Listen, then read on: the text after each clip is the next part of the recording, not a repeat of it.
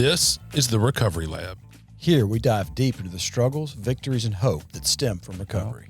No shame, no judgment, just truth, grace, and inspiration. Let's walk this road together.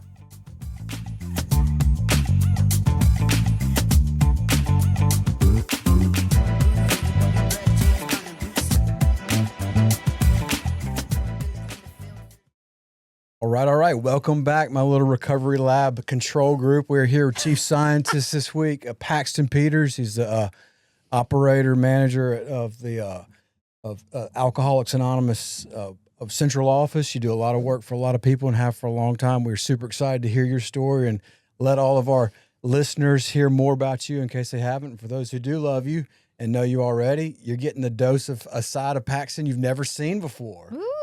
Live and in Technicolor.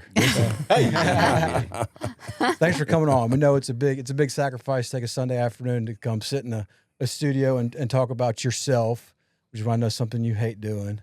But we're going to pull it out of you. We're going to make you do it, whether you like it or not. So thank you for coming and sitting with us. Brynn, this is your first time to meet Paxton, isn't it? It is. Well, I've met you once. I came into the intergroup office for a big book when I was looking for that from somebody. So it was a while back, but we met once.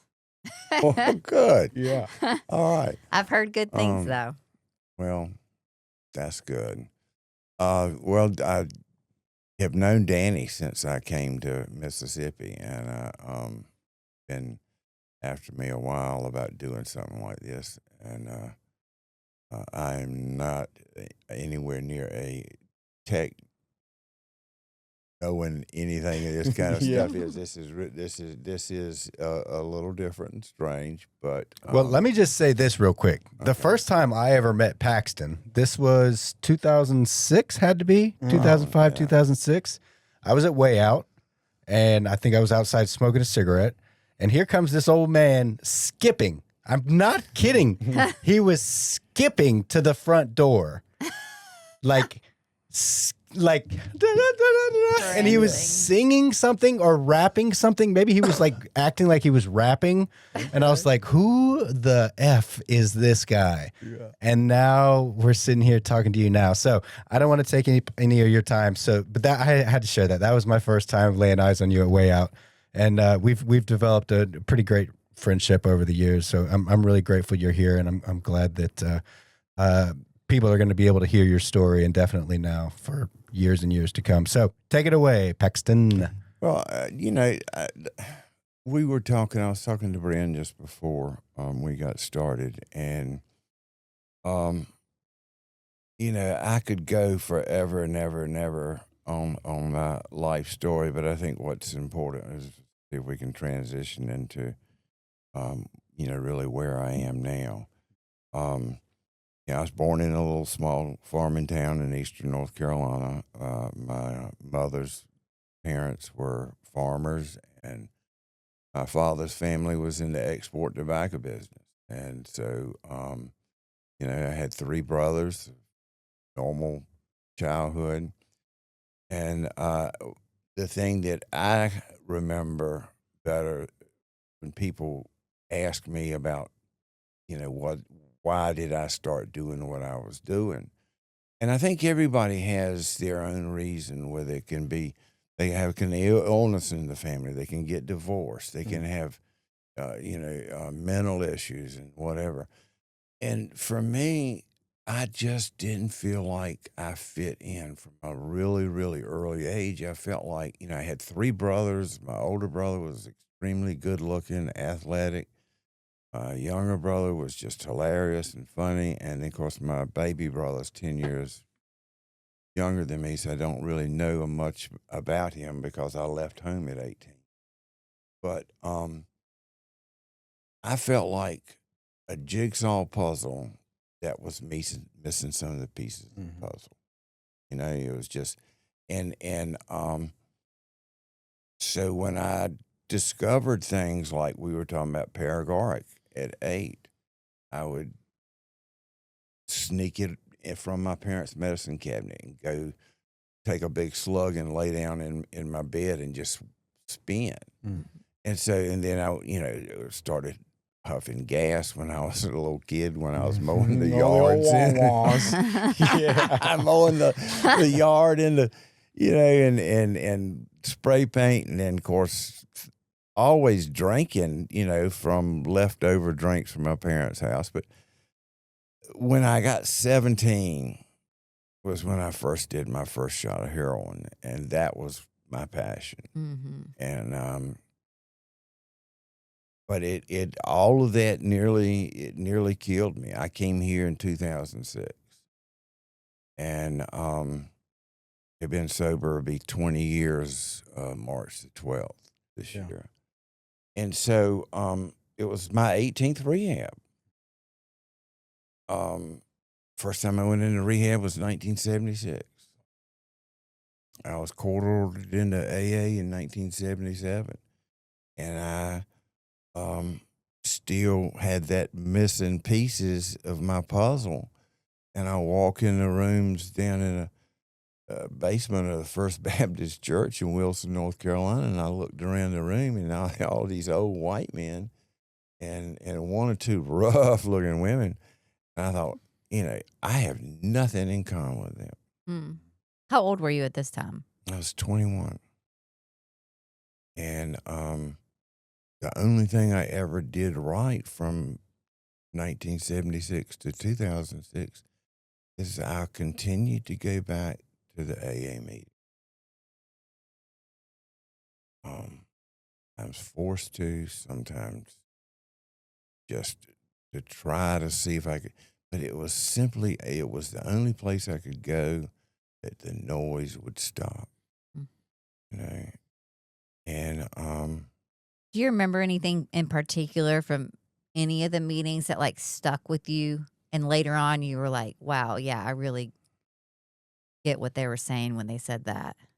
I do, and of course during that span of time, the longest I'd ever had sober was 3.5 months when I was in California, and that was meeting sobriety. That was going to 7 or 8, 9 meetings a day, Mm-hmm.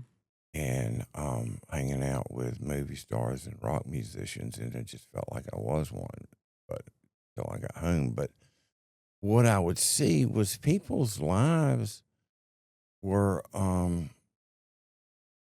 livable. We think that, if I get sober and I go to AA meetings, my initial yardstick was going to be like this. It never measured up. It was when I saw people that, a guy would have a child that was sick and, eventually died. I remember this. And he came to a meeting the next day. And, he could say things like, yes, I'm upset, and I'm miserable, and heartbroken, but I'm good today. And that was, I just, and that's why I struggled so hard, because I couldn't make those things line up. And people ask me today, what turned the corner when I came here in 2006 I think it was just, I never will forget my counselor at KPAC. His name was Larry Carr. And he asked me one time if I was weary. And that resonated with me, because I was. And I had fought a long fight, and I was just weary. Mm-hmm. And I was, had got here. I was in had a lot of medical issues. I was rushed to the hospital 12 hours after I got here with acute pancreatitis and endocarditis. My liver was pretty cirrhotic, swollen, distended. My kidneys were shutting down. I was almost the color of that orange marker hanging on the wall. And 1,000 miles away from anybody I knew. Of course, by this time I had, I had just burned everything down. Yeah, like, was your family talking to you, your siblings? The only communication I would have would be my mother would occasionally come by and put a can of chicken broth in the church bulletin in my screen door if she saw my truck was there. But I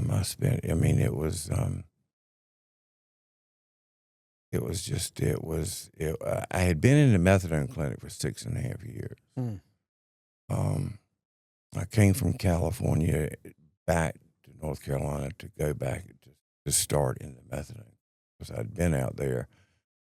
I don't know how many times. It was just anything I could do. We try to be so sneaky about shit, and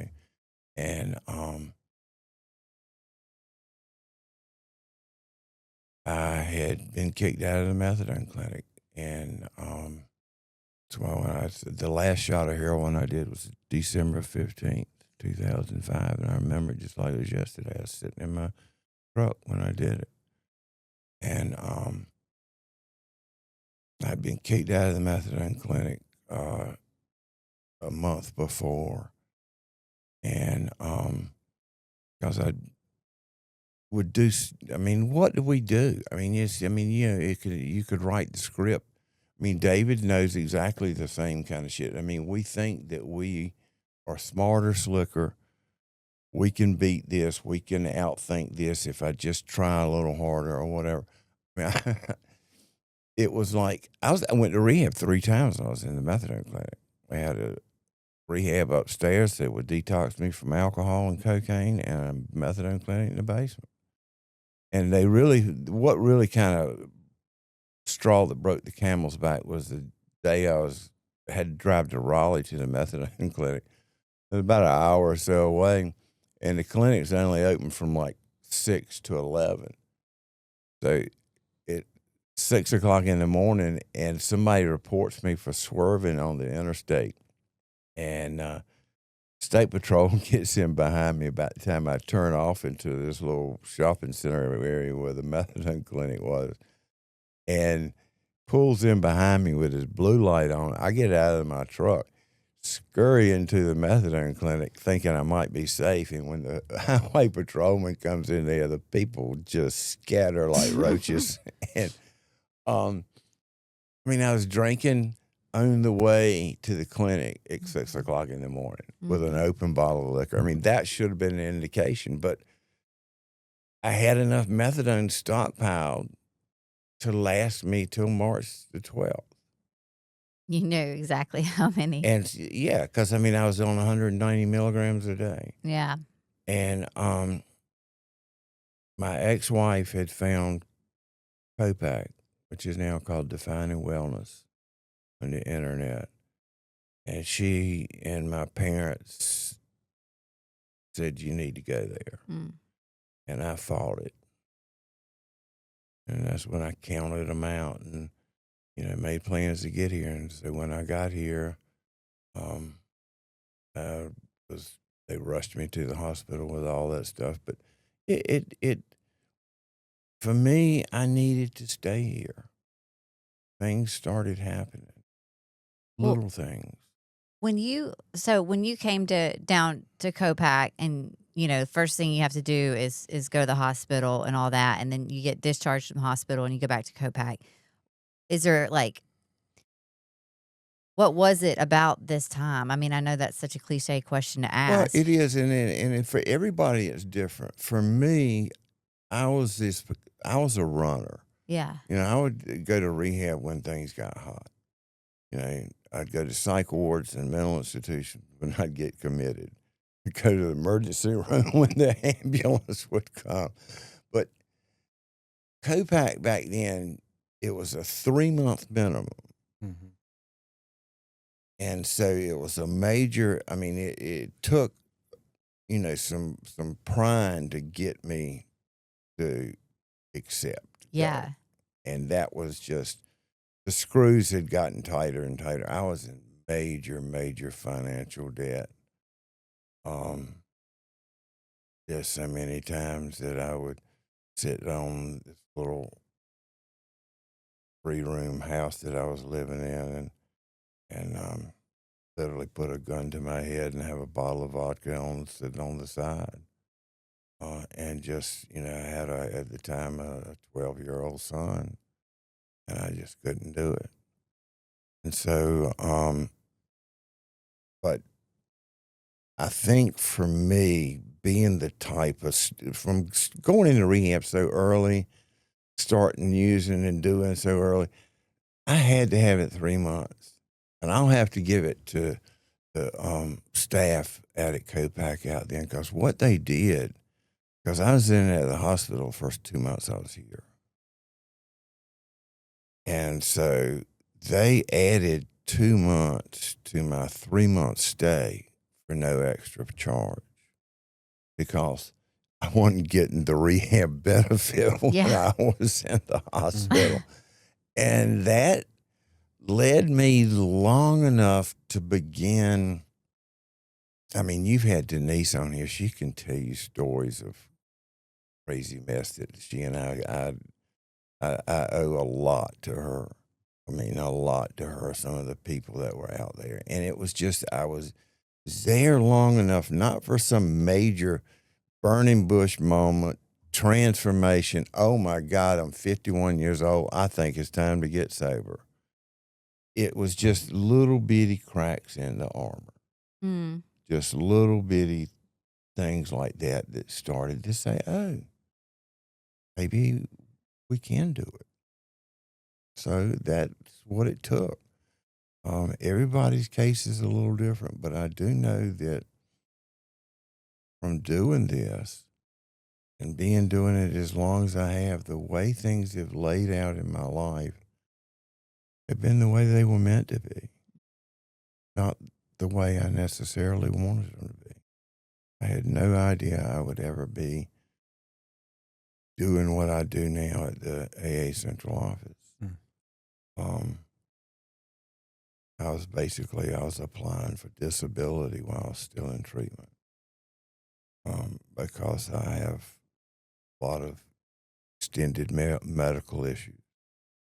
And they suggested that I needed to do something, because when in phase 3, they didn't want you hanging around. You had to go out and get a job or do. And some of the people in the AA community that I had gotten to know, like Miss Jane Jones, David Braxton, list of others, that you need to apply for this job. Because it went from being just a volunteer thing to a job, and so I did. And I'm at the AA office. Mm-hmm. And then what it turned out is that my disability came in, and they said that I could make $970 a month. That's all I needed, that my disability. And I started down there answering the phone. People would call in and want to know where this and that or whatever it is. I'd be pulling out maps, and I had not a clue. And it's given me the opportunity to give back, and give back in a different way that makes me feel really blessed and grateful today. What's it like working there? Like, is the majority of it just phone calls, and what's one of the main things you get asked the most? It's changed over time. And now we, instead of having a yellow page ad, and it's important to understand that the AA Central Office is the Mid-Mississippi Intergroup Central Office. And so we're responsible for all the meetings in central western Mississippi. And so initially it was just, when I started, because one of my first jobs there was sitting outside smoking cigarettes, folding meeting schedules. And now it's gone from just paper folded meeting schedules to we have a website. And I have to give a shout out to Bruce and Randy. That's my IT team. And if David knows who they are and he's thinking, how in the world is that your IT? We're done, man. But it is. But it's so we have a website. We have a fluid meeting schedule of all of those areas that I described. If there's a meeting time change, we can have it in there within a week. Information on AA, the contact numbers, all this kind of stuff. So we have progressed to that. We have a newsletter that's put out. And so mostly today it involves answering phone calls, people looking for me, looking for directions or where a meeting is. Probably 15-20% is that don't know anything about AA. A lot of times it's a family member. I have a brother that's alcoholic. So it's What do you tell them? well, I mean, we try to explain the disease, that it's not that they're bad people, and that about ourselves. And I say ourselves. Randy Bissell is my co-conspirator in all this. I 77. I'm 71. Oh Lord. So just show you, we're really on the cutting edge. Really savvy. Anyway, sorry, Danny. All right. I know it's not very comfortable It right here in is. the face. Well, so your question again? Well, okay. Say I'm calling because my family member is sort of out of control. Like, talk to me right now. Like, what would you say to them? Well, first we'd ask if they're trying to be, if you think that they're going to harm themselves or somebody else. Okay. It's really kind of neat in Mississippi that we have a community-based mental health system in Mississippi. And so if it's a really dramatic situation, you can call a crisis intervention unit, depending on whatever region you're in. I think there's 15 regions in the state. And so, and they intercede. But typically, the run-of-the-mill questions we get is, how much do meetings cost? What time are they? Where are they? What do I have to wear? A judge is, I got to get a paper signed. How do I do that? It can range. It's you can use your imagination in just about anything.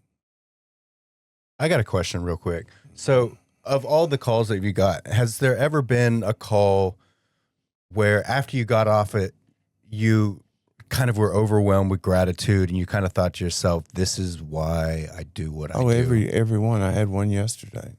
Can you describe the most impactful one that you've had? Well, I mean, I just tell you about the call I had yesterday. It was about 5:00 in the afternoon, and the phone rang, and it was a lady, and I knew she was drunk. Mm-hmm. And she just said she was dying. Said, this is killing me. I'm dying. And I won't go into any personal details because I don't want to. Somebody may say, "Oh, I know that person," but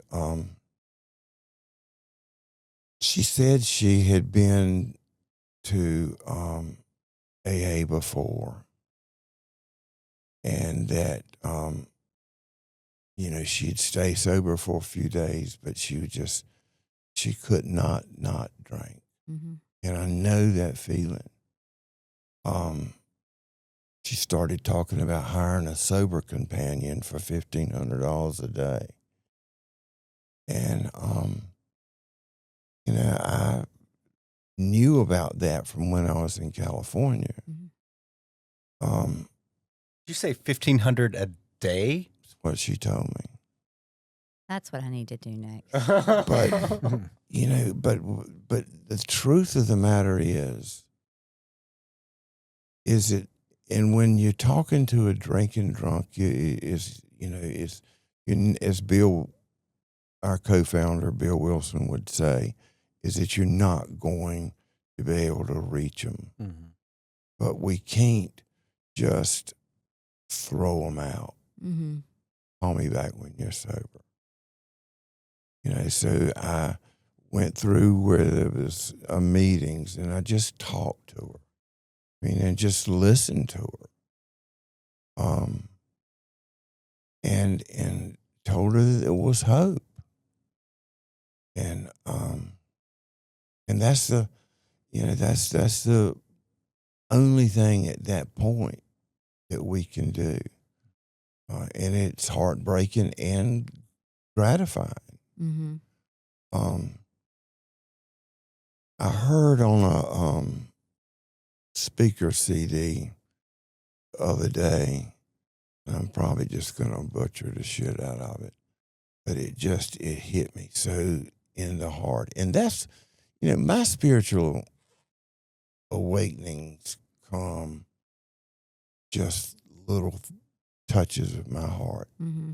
And this guy said that when a human being walks in the rooms of Alcoholics Anonymous, the heavens fall silent as one more human is restored to dignity.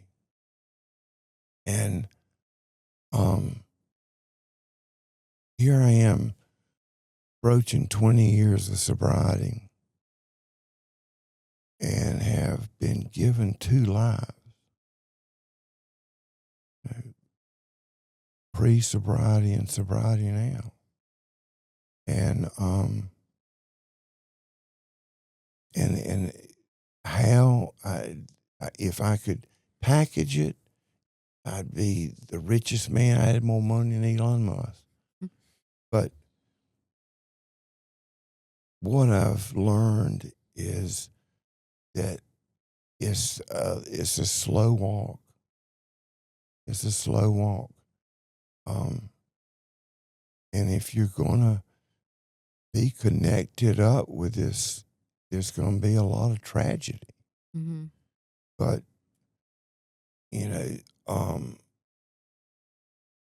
the overwhelming gratitude and everything else is there's no price tag on it. Like I said, I've been given 2 lives. I think you've had more than 2, Paxton. I think you've had more than 2, man. But I want to know what's your tell me why the Suboxone, or why the methadone clinic didn't work for you. Why were you bouncing in and out for 6 years, and why were you drinking? And what's your opinion of medically assisted treatment today? That's a good question. For me, in active addiction, which I consider, just because I went to the methadone clinic and I'd get 2 weeks worth of take-homes, my first thought is I can use like a banshee for a week. Mm-hmm. Anybody can do something for a week, and let's just quit for a week. That would be a great life, wouldn't it? And that's the insanity of my thinking. Mm-hmm. And I came to Mississippi with it. That was my intention, was to come here because Copac was one of the beginning places to use Suboxone, 2006.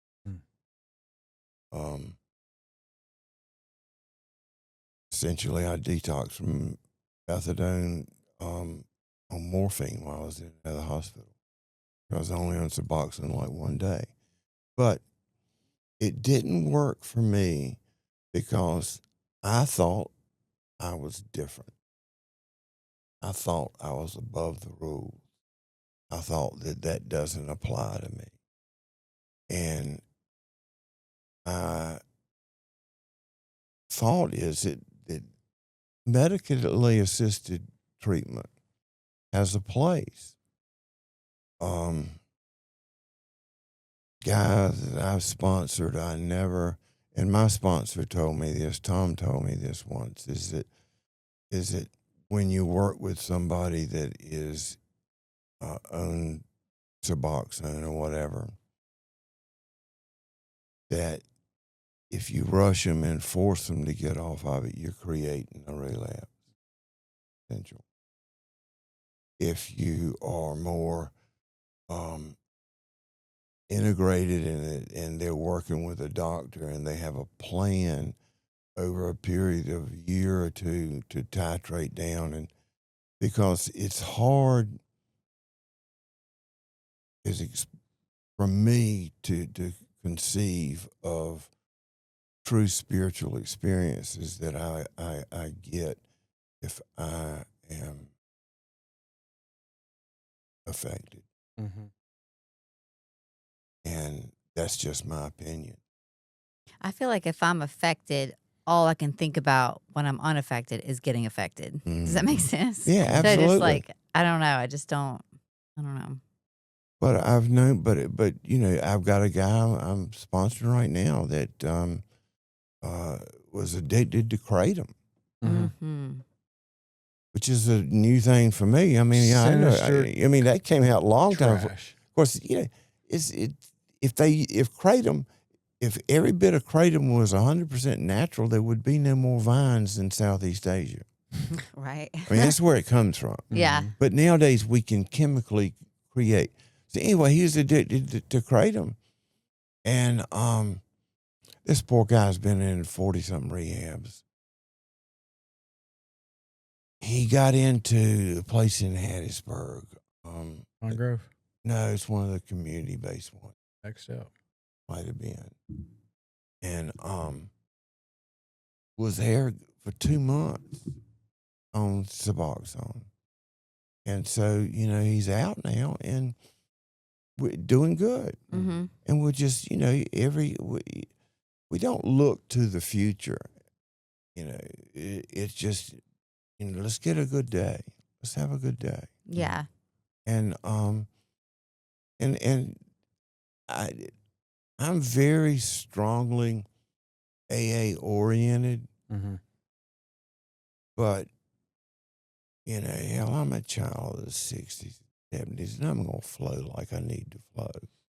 And I understand that AA, we have traditions and we have things, and the beauty of it is, and I learned all this from being at the office and the mentors and stuff I've had over the years, is that each group is autonomous. Mm-hmm.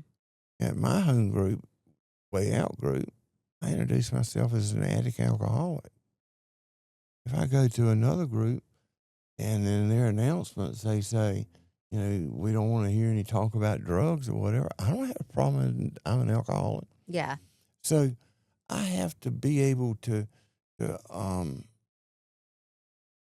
Go with the flow. Go with the flow and be of help where and when I can. Mm-hmm. Because if somebody asks me how to change, a transmission in a truck, I ain't got a clue. So I don't try to help or discuss things with somebody that I don't know about. Mm-hmm.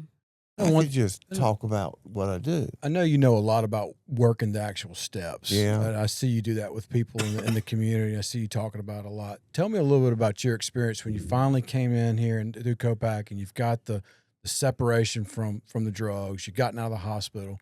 Tell me about your success story with the steps. Like, what was that like working that with a professional or with a sponsor? Before you do that, I'm sorry. Yeah. Okay, I'll be right back. Okay, is that recorded on there? Yeah. Yeah. Well, that's good. I was going to ask you, did you cut yet? No.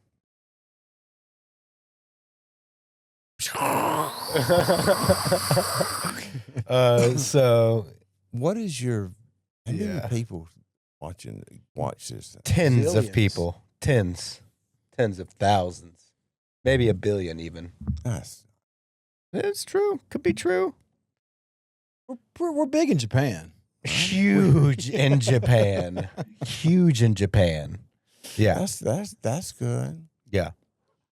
You know, I'm sitting in a meeting the other day, and a guy that I not a close friend of mine, just somebody that I know from meetings, whatever.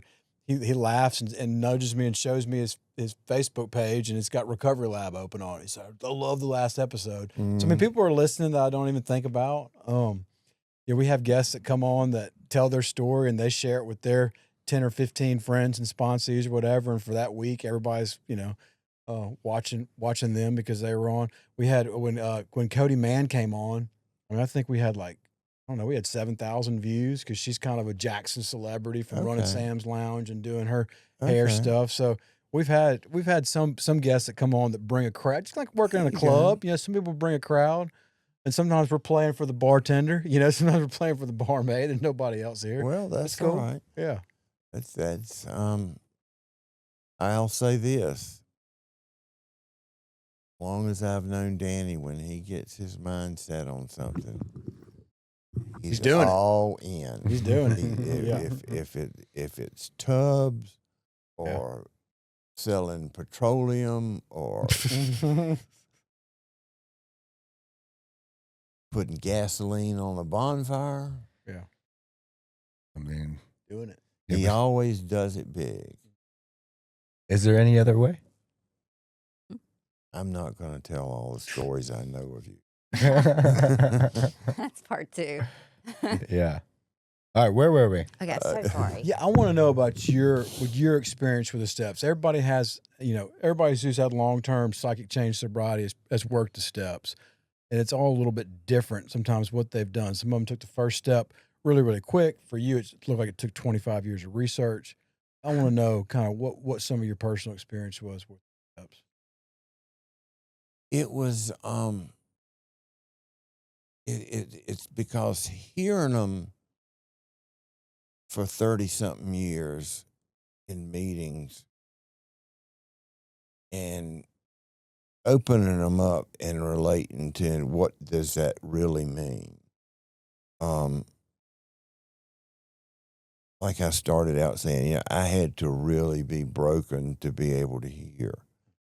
And I think that my real step one deal was when I was at Baptist Hospital. I'd been in Mississippi about a month or so, and I was getting ready to have a procedure done where they put me under and had to put a endoscopic thing. And anyway, long story, drain a pancreatic cyst. And I had to sign this paper because the doctor explained to me that they had a surgeon on hand because and I had never heard this before, is that when you drink and use so long that your veins on your organs become varicose. And even though they were going to go in endoscopy, they needed to have my permission that if something went awry, he could cut me open and get to it that way. And I laid there in that hospital bed, and nobody that I knew back in North Carolina knew where I was. And it was the most alone feeling I've ever felt. And I did, I guess I'll say this on the air, because this is real personal. I wanted to find something different. And there was a Gideon's Bible well, I'm not a religious person, so hell, that's not going to work for me. So I took the napkins that were on the tray where they had brought me stuff, food and stuff, and I started writing. And I can't even remember what it is that I wrote. I've still got it today, folded up in that same Gideon's Bible in my stuff. I just held on to it. But I started writing out things about how desperate and lonely. It was really my true broken down. I'm powerless. I understand the disease concept, blah, blah, but the real thing was my life was unmanageable. Because I was the kind of guy that I could fall down in the gutter and still feel like I could find somebody I could look down on. It was never quite bad enough. Hey, you're living on the street. I'm staying in a motel room with no sheets. That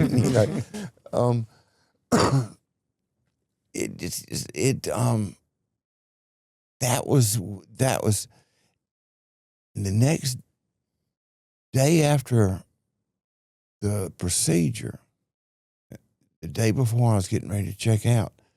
I was still smoking then, heavy 3 packs a day.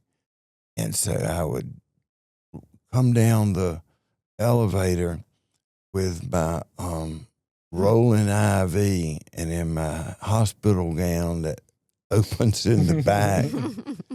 And there's when you come out the front of Baptist, there's a little half circle thing. And I sat down there and just smoking and, contemplating everything that had been going on. And the sweetest black lady sat down next to me and started talking about angels.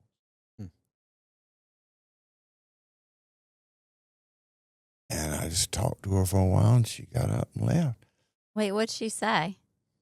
She said that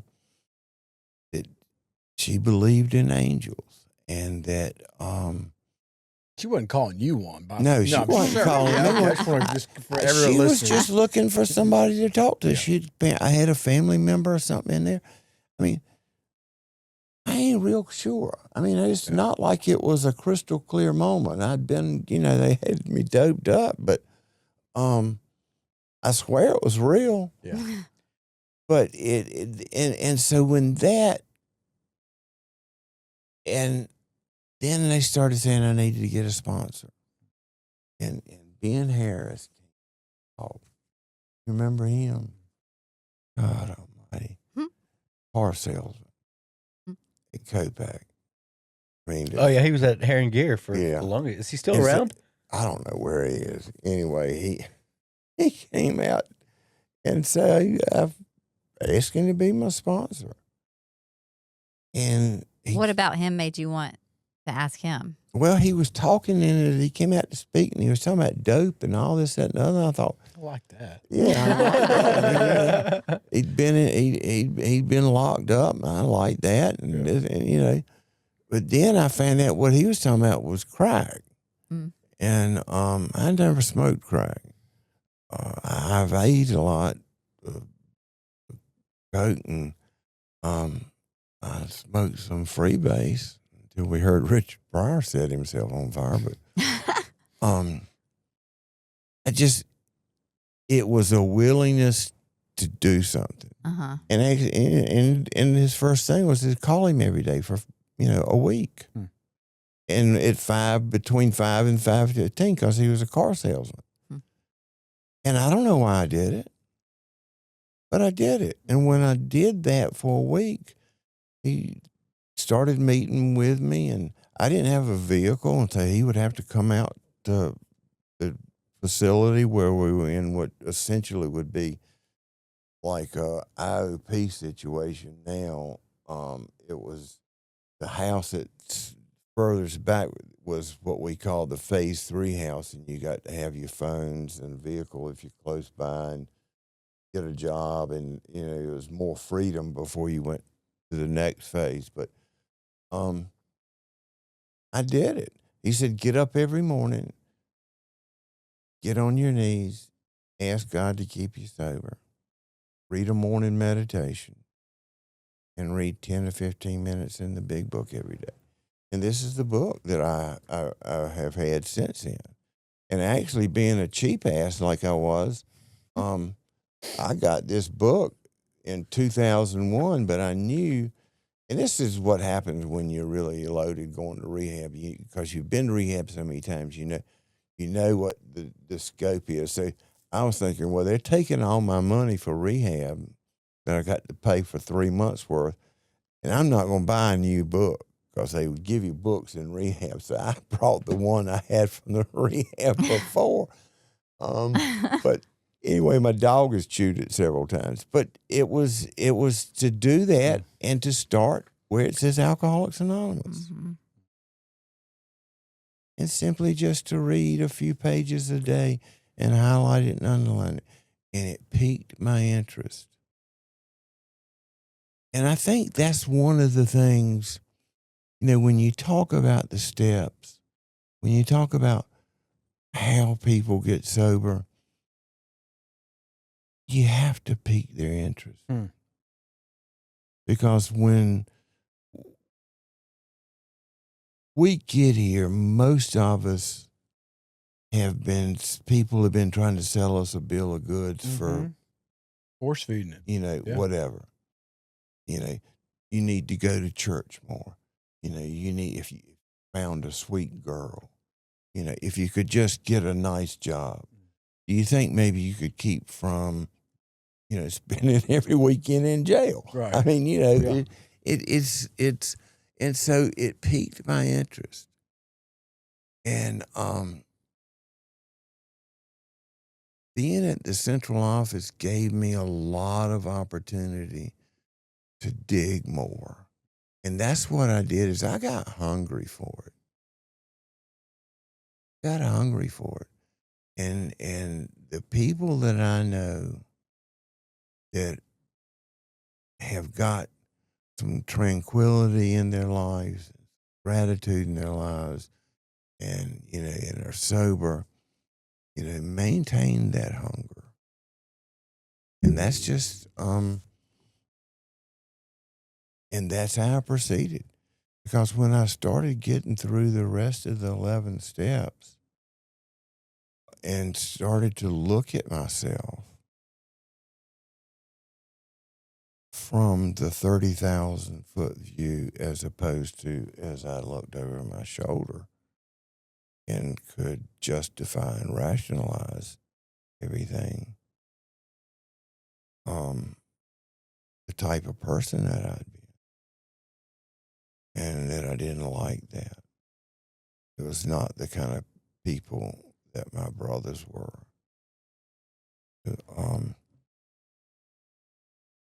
And it just, it brought me down to earth, and learning to take an inventory. And Bill was so smart, because, taking the original tenets of the Oxford group, where we, we're supposed to take assessment of ourselves.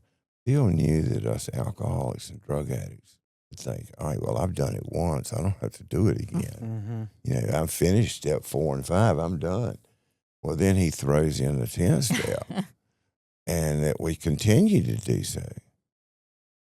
And the more I read about the formation and Bill and all the, stuff about AA and how interesting, it became to me, I began to see that is that it's just real people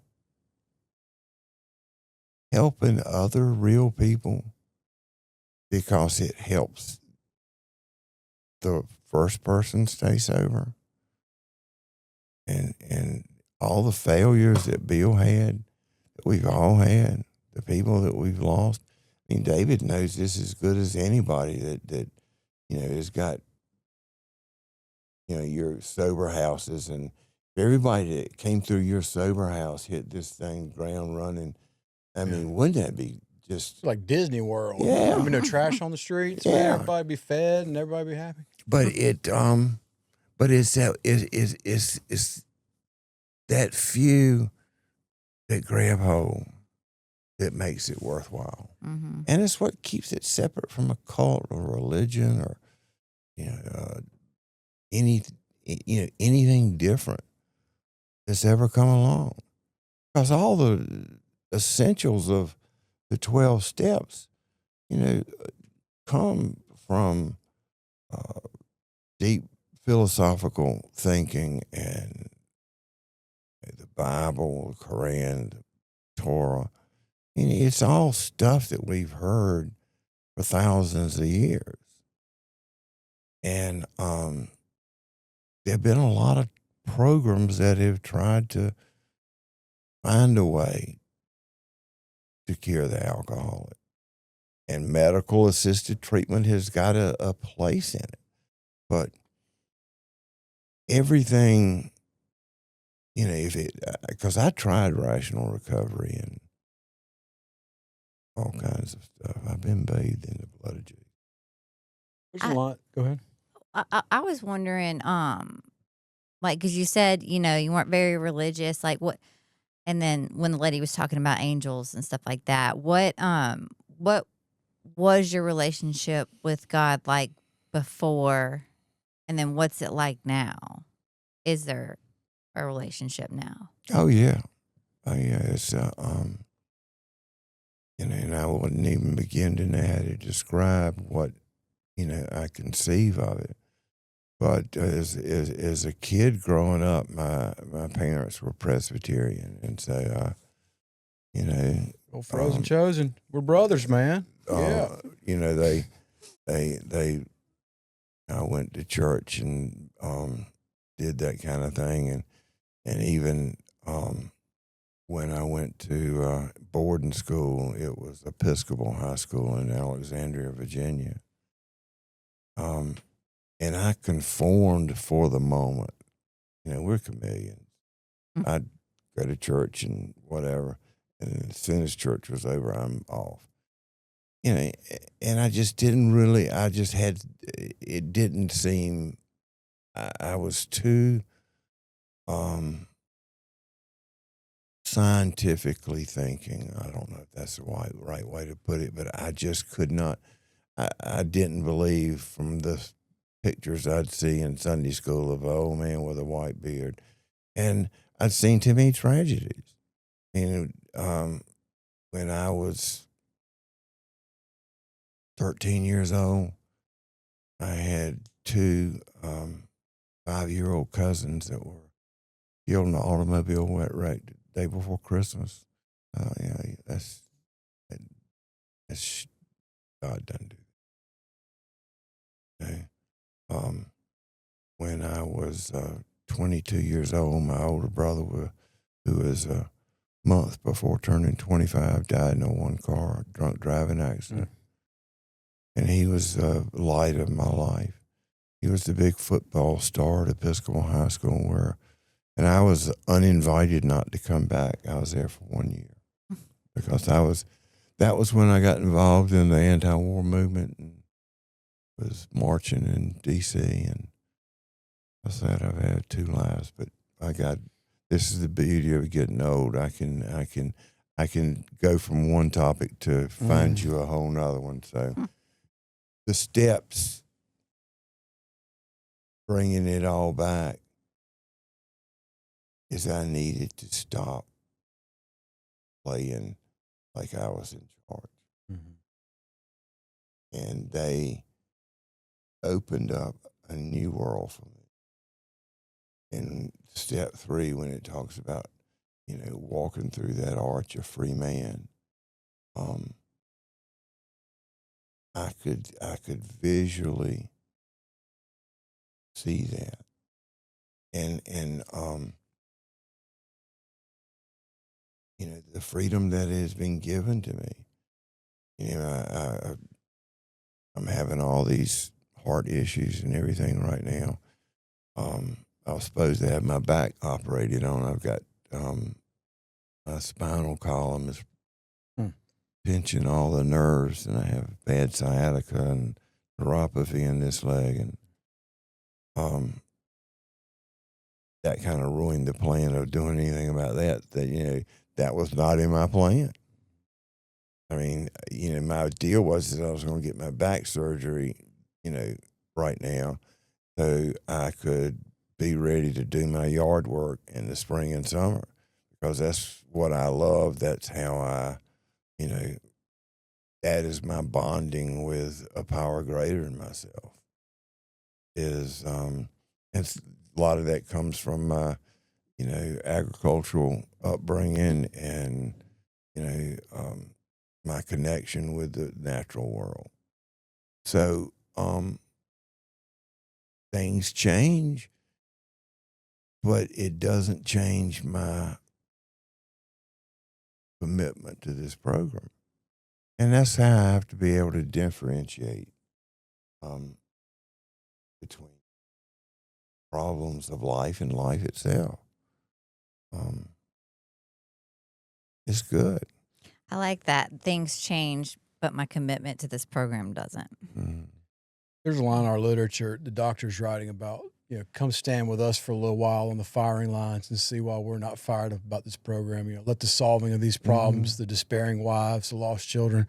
And I see you as one of those people who's been standing for almost 20 years on the line. You've been a watcher. I mean, you're a core group. You're a core member of a couple of groups. You've been holding down the central office. You're not a weekend meeting warrior where you come in and do some meetings and sponsor people in the free time. And you've lived on that line. My question is, how have you dealt with the weariness I know that comes with losing friends like Max and Zach, the guys that I know that I've seen you put a lot of time into? Because I've gone through some kind of grief fatigue where I've just said, I don't want to do this anymore. I just don't. And I've checked out. I mean, I've been sober a long time too. And there has been times I have had to walk away, but I've seen you always stand on that line. And I think that this is the beauty of what this program offers, is that we're not automatons. And, I have to get fed what I need. And, Zach and particularly Max, I still reel from that. Mm-hmm. Max it was a brother for 17 years. And, or my son more directly. That's what it amounted to. But, yeah, I have to say, but you know what? He's not suffering anymore. And that's how I had to kind of wrap it around with my brother. And I was in active addiction then. And it took, back to the steps. And it came to making amends. I had amends I had to make for him. And he died in 1977. And they were heartbreaking. And I carried survivor's guilt from then until, I don't know, probably 2007 when, my sponsor had me, said, you need to write him a letter. Exactly how you feel, and go to his grave and read it. And when I did that, I was able to say, yeah, because he was suffering. Mm-hmm. I mean, Wynyard was he was a picture perfect alcoholic. I mean, he was a guy, and this happened after he got injured in football in high school when he broke his neck. And alcohol ruled him. I mean, he would sit and drink a fifth of grape flavored vodka like a, bottle of water. And the guys, it was a horrible situation. But being able to okay,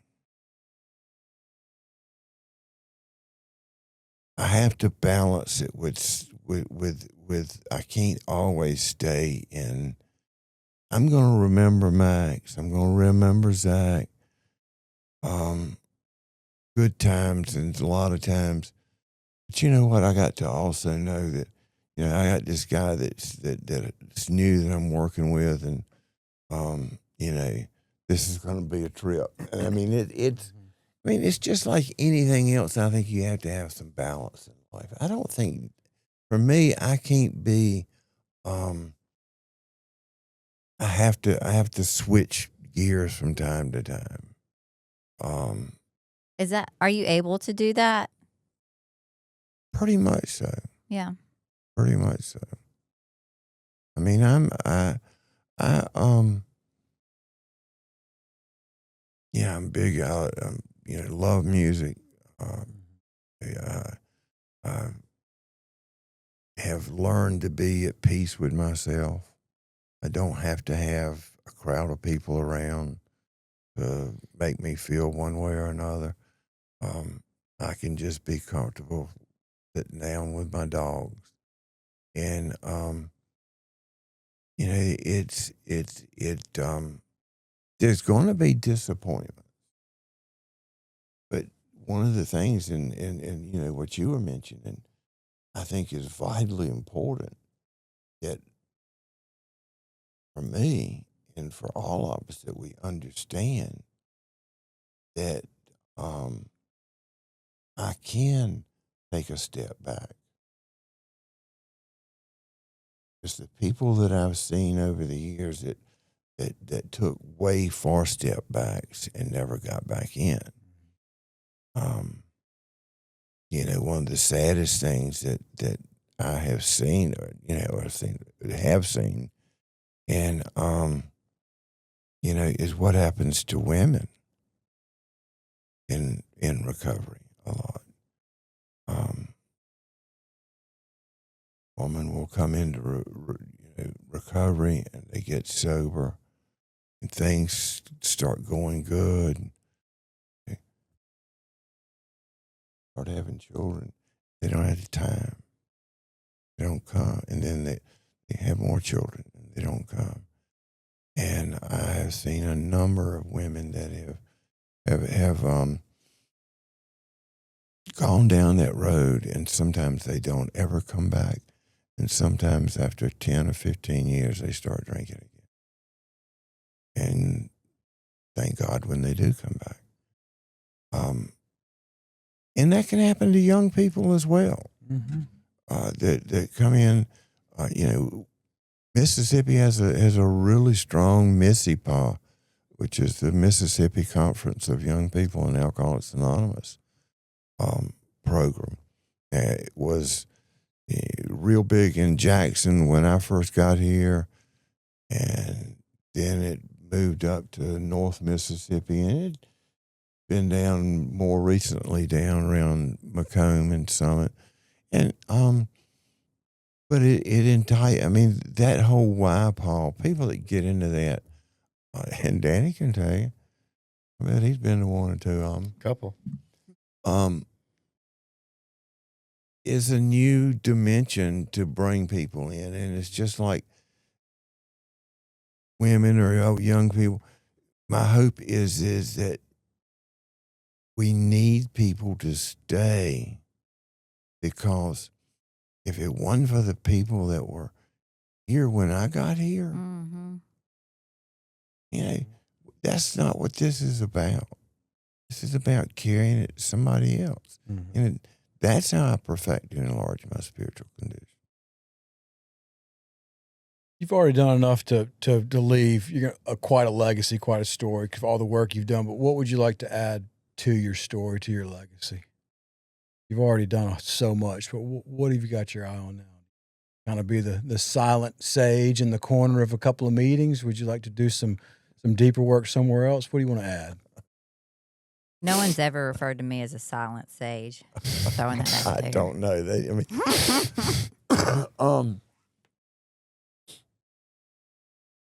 I mean, I don't have any aspirations. I mean, I think I just want to try to continue to be a more understanding and compassionate man. and it's, you know, it's all been a process. I mean, I had 10 years of sobriety. I had a whole new surrender that had to come about. Girlfriend that I'd been with for a number of years left me. My father died. My son graduated from college. It was like, whoa, what's going on?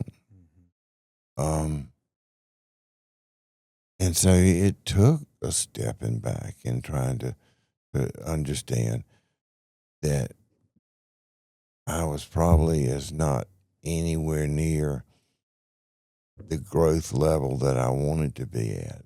And that's why I say it's dangerous to come in and set a goalpost that, you know, you think that you're striving for, because if you do, bumping that, if you do, what I have come to believe and understand is that the world and the world about me, God, whatever, has a different idea. And it doesn't matter what my idea is. And so, you know, I've been blessed. I got married in 2019 to, she was supposed to be here today, but anyway, she's. Yeah, you married up. You married up. You did good. You did good. She's working in the house. She's a nurse, and you know, a beautiful part of my life. And how does I wouldn't have known that. I mean, when my ex-wife divorced me, one of the last conversations I had with her before she passed away was that she hoped everybody in AA would die. She sounds lovely. But she was not happy with me. Let's just put it like that. Yeah. But, you know, and my son is back in my life. I mean, that's, you know, it's just how did this happen? And he just turned 34. And when I started seeing Kelly, her little girl was 9. So I have been a part of that little girl's life. She's 18 and a half. It's a gift because I didn't have those years with him. And my relationship with him today is an adult relationship. You know, plus I have 3 female dogs, so I'm surrounded by women. But, you know, so, I mean, how can I add to any of this? It's, I mean, they asked me a year or two ago if I wanted to come out to Defining Wellness and lead a book study. And, you know, like they tell me in AA, I said yes, and I did. And so I've been going out there for well over a year. And I learned real quick that it was, you know, they don't keep them but about 3 weeks. Yeah. So it was like, you know, I mean, just a book study is not going to cut it. So, you know, I just started talking about AA. You know, talking about myself, kind of like what we've been doing today, I guess, really. Because if it's not interesting, what do we have to offer? I mean, and you look back over programs like the Oxford Group or Washingtonians, you know, when they were offering up a religion, you can get that on a street corner. Or, you know, and I've done some crazy methods of trying to get off of this stuff. Called ultra rapid detox. It sounds I think it's outlawed in a lot of places now. I flew out to Palm Springs, and they told me to bring all the heroin I could do before midnight. And sure, I can do that. Of course, this was long before 9/11. You could do that. So they picked me up at the airport, take me to a fancy hotel downtown. And I'm just doing my deal. And after midnight, I had to start doing these things that they'd given me. And picked me up at 6 in the morning and took me to the office building. Put me in a dental chair. I put on a robe and they did an IV in me, knocked me out, put me on a table and pumped my body full of naltrexone. And I rocked like a fish on the cleaning table. Flopping it. Who are these people? Just be like, Yeah. come sit in this chair. We want to try something. But so after 8.5 hours, they brought me back and cleaned me up, put a new gown on me, and gave me a bottle of benzos and had a I don't know what he was, follow me back to the hotel and put me in bed and come check my blood pressure about every couple of hours. And then the next morning they'd say, well, we'll see you later. You're good. Yeah. I was loaded in no time. But I mean, that's because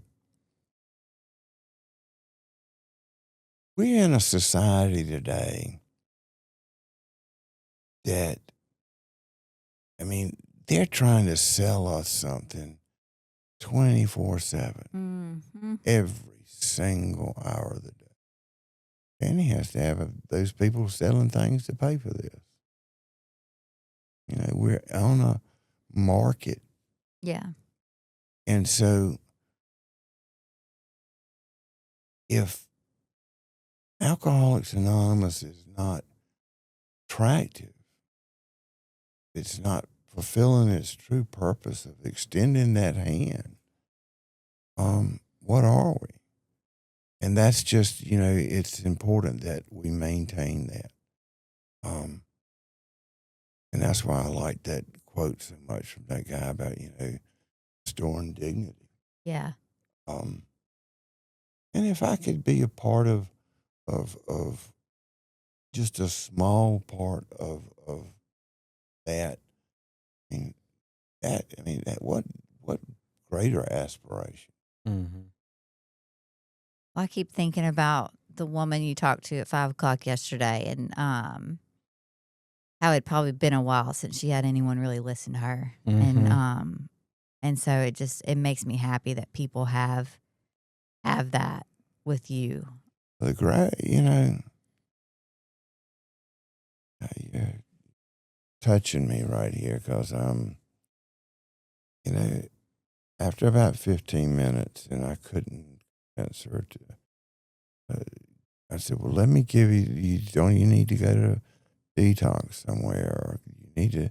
I can give you some phone numbers of different rehab. Did you got insurance?" She said, "Oh Lord, yeah." After she started talking about $1,500 a day, I thought she might be well covered. But when it was all said and done, she thanked me. Mm-hmm. Said, "Thank you for listening to me." And I said, "Call me back anytime, 24/7." Man, it's been cool to listen to some of your history and some of the work you're doing now, and to see you and be able to. I know Brynn hasn't met you, but I've had the luxury of seeing these things and having friends' lives be affected by you. Our friend Wiz, who's my homeboy, you know, and he loved you and he loved going to Way Out just to hang out with you. And I know that you helped him a lot, but getting to see that and see that what you're not just selling a bill of goods, you've actually really done a lot of this work fervently for a long time. I really appreciate getting to to see a different side of it. You sitting in the chair and talking about it. But David, have you been in the interview chair, or have you always been the interviewee? I'm a better interviewer than I am Because I mean it's great to meet you in that, and but I mean I feel like this is Danny's my homeboy, and I've seen David, you have exemplify everything that I've been talking about. It's taken Danny a little while to get there, but, but he's 41 years. He's good at it. Yeah, whatever it is. Yeah. But he's still got to keep off. I do. He both keys. He volunteered down there for a long time. Yeah, that's awesome. And we let him unlock and meet people down there, but we've all got a lane. This is the beauty of it is there's no one single lane that we need to always stay in. This is the beauty. We all got our own lane, and we need to each be our own self the best we can. Amen, brother. Awesome. Well, Paxton, thank you. Thank you for coming on. It's kind of this is something that I've been gunning for since I started Audio Alchemy Productions, and it's taken a hot minute to get you here, but I'm glad we did, and thank you so much for coming on the Recovery Lab, and this has been a great conversation. So, ladies and gentlemen, thank you so much for tuning in, for coming back again. We'll be back. We're going to try to drop a new episode every Sunday. Yeah. We got some good ones coming up. Who's next? We got some great ones coming up. We got Is Pfeiffer coming on next week? Or Daniel is it Harbor Pfeiffer. House? Okay. Yeah, Daniel Pfeiffer the next week, and then the Harbor House team the following week. Yeah. And then What about Kirk? And we got Kirk coming after that. So we got all sorts of good stuff lined up. Yeah, so as always, if anybody wants any input, wants to come on, tell their story, or has anybody they highly recommend, hit us up, DM, call Daniel. And love to hear from you. I hate to ask. There's a part of me that just despises social media, but liking and sharing this episode does really help us to get the message out and to grow and to help more people. So, well, I hate being that guy. If you could like and share, that would be awesome too. Dude, just hit the thumbs up. That's not too it. much to ask. Yeah, Come on. yeah. All right, cool. Ladies and gentlemen, this has been the Recovery Lab with Paxton Peters. We'll see you next week.